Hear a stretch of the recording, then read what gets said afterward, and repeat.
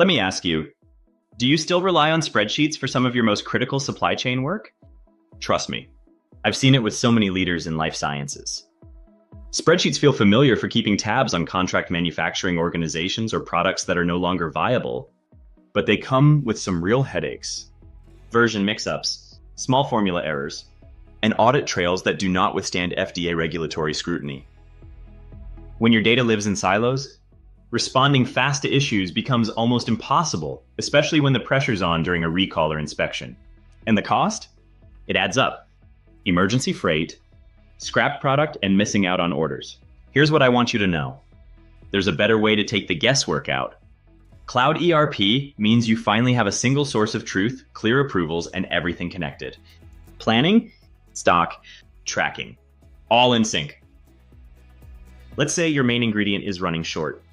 Instead of panicking, you get notified immediately. See which lots are about to expire across your sites, and the system guides you to shift inventory before it's an issue. No shuffling files. No surprises. The difference? You'll see less error, stronger compliance, and decisions that keep up with your pace. If any of this resonates, let's have a conversation. I'd love to learn how we can help you move beyond spreadsheet struggles.